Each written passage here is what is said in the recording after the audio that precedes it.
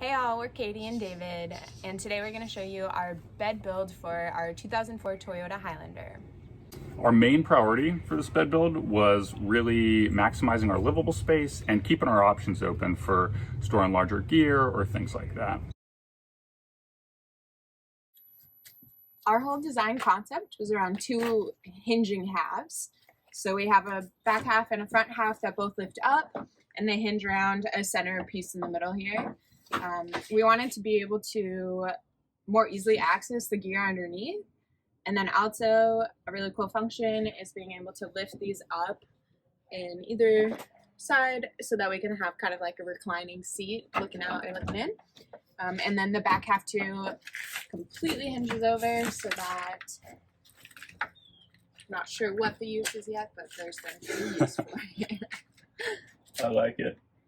And so to jump into a little bit more of the technical specs on it, so we're looking at about 5 feet 5 inches long. My height. Yep, conveniently. 37 inches in the back, which is exactly what we needed to keep it flush with these two compartments that you can remove these storage bins that came with the Highlander, but we decided to keep them in. I think they're not that inefficient and serve us well. So we kept it flush back here, and then we've got 45 inches in the front to open up some more shoulder room and headspace. And from there, so we decided on using 1x4 slats instead of plywood for a few reasons. That was kind of one. If you pick this up real quick, we found that with the slats, it made it a lot easier to make this whole hinging side different dimensions, so that we could clear this obstacle here. These stayed 35 inches and then, or 37 inches, and then we could move up to the 45s. It was going to be a little tougher with plywood. We're going to have to kind of cut it out and stuff like that. So that way it's a lot more comfortable for us, just the three of us here to sleep shoulder to shoulder. That extra space makes a big difference. Yeah, and with the slats, we just found it kind of increased the airflow in here. It enabled us to kind of be able to peek through if we wanted to get an idea of what was under it and what position, stuff like that. So all around, we're happy with it. It feels really sturdy.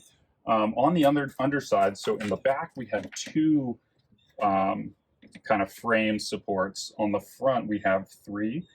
And four. Oh, sorry, that's right. We added just another one along the side, just knowing that we were going to put a lot of weight climbing in and out. So yeah, that was a good call. I think that helps the feel of it when you're climbing in and out on the sides.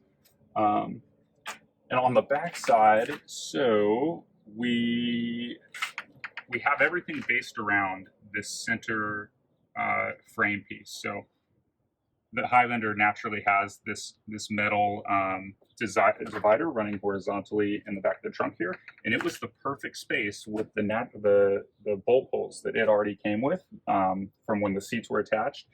Perfect space that these L brackets, two on each side, fit a 2x4 laying on its side perfectly. So we stacked two 2x4s inside of these L brackets and bolted them down, and that is like the core anchor of our bed.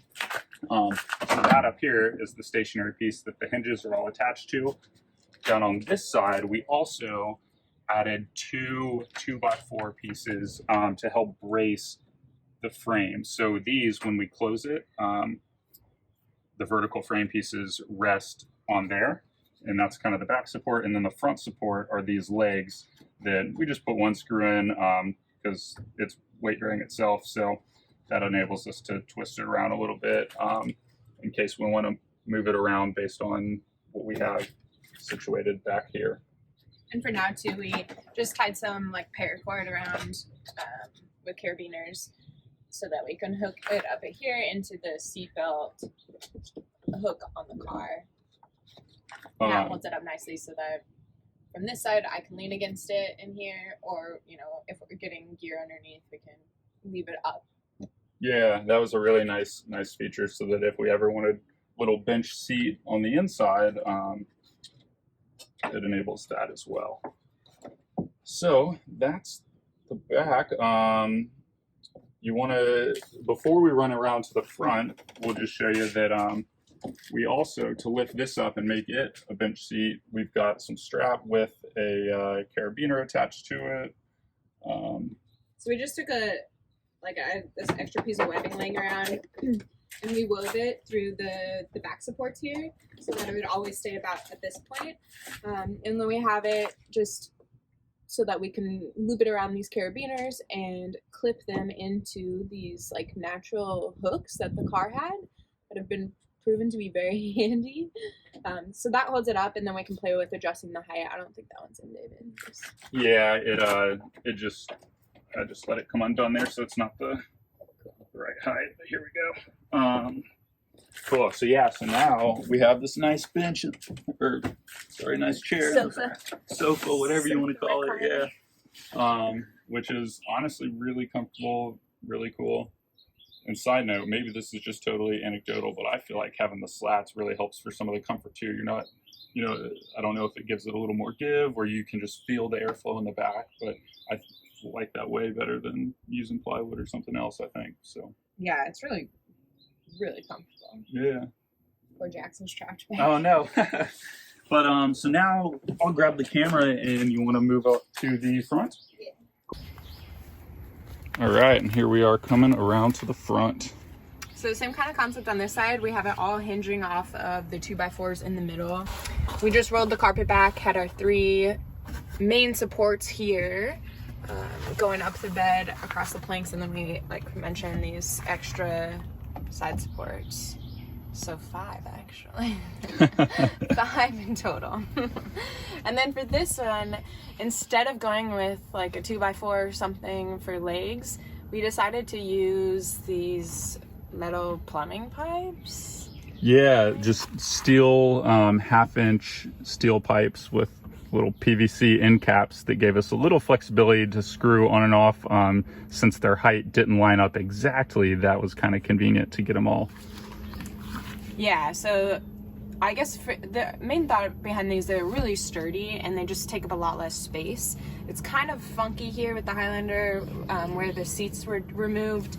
You don't have a ton of flat spaces, but as you can see now that it's been resting, you can see the divots where the legs come down. And so when we lower this, you can check out underneath and tell you how much space. Yeah, here, run around, lower it. I got my hand up here.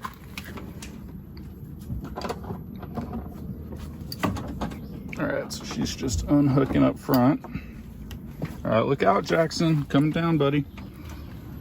And I'll chime in as well. I think having these 3 pipes was a little overkill. We didn't need it, but we went ahead and bought 3. We had it, we were working on it with just the 2 outer ones for a while, and that felt really strong. I was pleasantly surprised, but we figured, well, we've got the 3rd, so we'll just add it in the center. And we use just these little flanges here with 4 screws up into the support on each one, and then screwed in the pipe. So it's a decent amount of storage space underneath, which we were pretty excited about. And then the bed up here, so it's, as David mentioned, it's perfectly my height.